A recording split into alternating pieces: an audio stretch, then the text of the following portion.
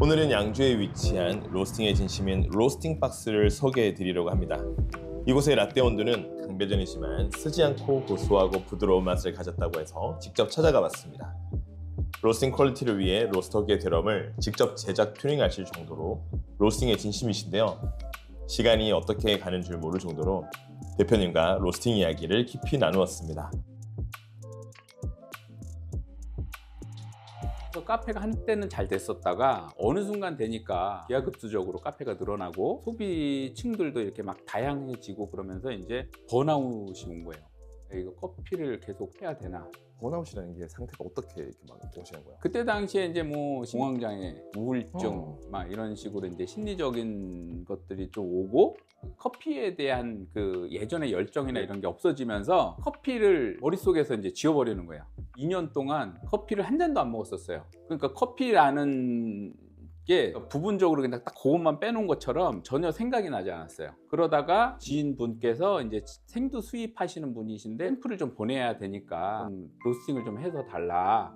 창고에 처박혔던 장비 하나가 막 꺼냈더니 막 여기저기 막 녹슬고 엉망이었는데 전기를 꽂고 이렇게 돌려보니까 돌아가는 가요. 이걸로 볶을 수는 있겠다 싶어서 이제 로스팅을 해서 이제 테스트해서 맛을 보고 보내드려야지 하고서 내리는데 순간적으로 만감이 교차하면서 막 눈물이 막 쏟아지면서 내가 이걸 왜 입고 있었지? 하루는 어떤 손님이 진짜 표정이 너무 안 좋으신 거예요.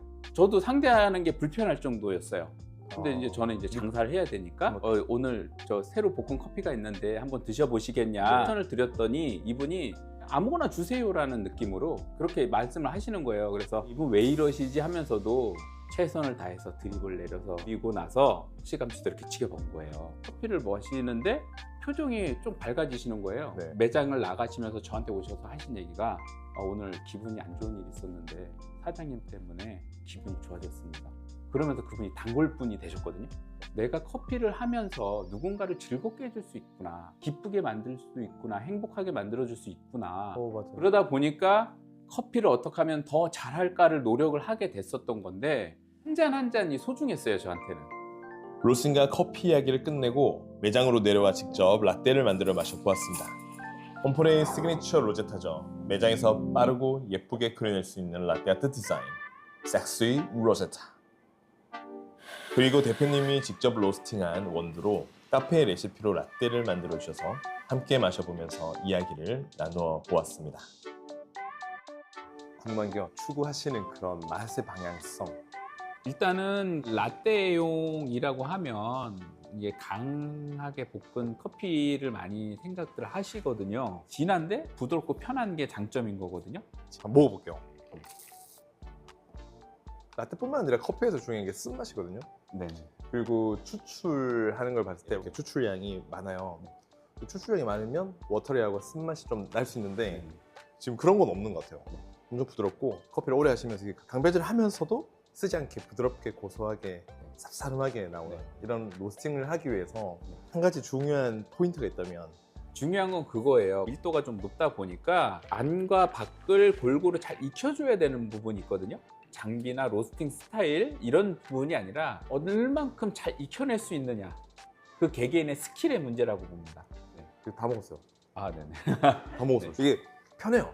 맛이 먹어보면 추출량 이런 걸 다 떠나서 그냥 누구나 먹어도 편하게 먹을 수 있고 쓴맛이 쌓이지가 않네요. 먹고 나서 입안에서 아린 듯하고 자극적인 불편한 쓴맛들 있잖아요. 맛이 진한 건 맞는데 자극적이고 불편한 느낌이 있으면 안 된다고 생각합니다. 목 넘김도 편해야 되고.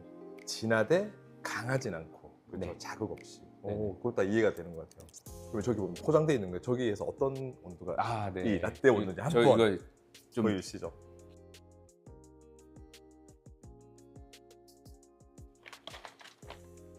누아르 돌체, 부드럽고 편한. 부드럽고 편하다. 네. 부드럽고 그런, 편하다. 네, 그런 뜻입니다. 케냐, 만델링, 음. 단맛을 내기 위한 따라주, 코스타리카 따라주가 예전에 그런 별명이 있었죠. 사람은 죽어서 천국에 가길 원하고 커피 갑자기? 매니아는 갑자기 코스타리카로 가길 원한다. 진짜요? 네, 블렌딩도 블렌딩이고 그런 경험도 있으시고 로스팅에 대한 경험이나 개인적으로 이렇게 튜닝을 할 정도로 경험도 있으신데 네. 아까 제가 추출하는 걸 봤는데 네네. 따뜻한 거든 아이스든 추출량이 80ml. 로스팅이 잘 돼 있으면 이게 짧게 빼든 길게 길게 빼든. 빼든 자극적이지 않고 안정적으로 맛을 낼 수 있어야 된다라고 생각을 하거든요. 먹어보니까 진짜 추출량을 많이 했는데도 자극 없이 부드럽게 먹을 수 있어서 그게 참 좋은 것 같아요. 네. 오늘 계속 들어봤는데 로스팅에서 진짜 진심이신 거가 느껴져서 그게 네. 너무 좋고 우리나라 사람들은 또 대중적으로 신맛보다는 고소하고 쌉싸름하면서 편한 커피 많이 좋아하잖아요. 네네. 근데 거기에 너무나도 좋은 원두라는 네. 게 먹어보니까 느껴집니다. 네. 저희 업체 이름이 로스팅 박스입니다.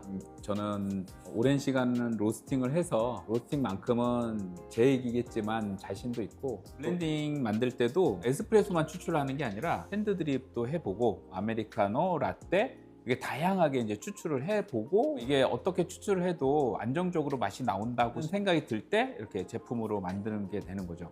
아마 진한 커피 좋아하시는 분들은 굉장히 만족해 하실 수 있는 그런 커피라고 생각합니다. 로스팅뿐만 아니라 추출까지 그리고 진짜 이 강배전 다크한 커피의 진심인 양주에 있는 로스팅 박스 여러분 또 기억해 주세요.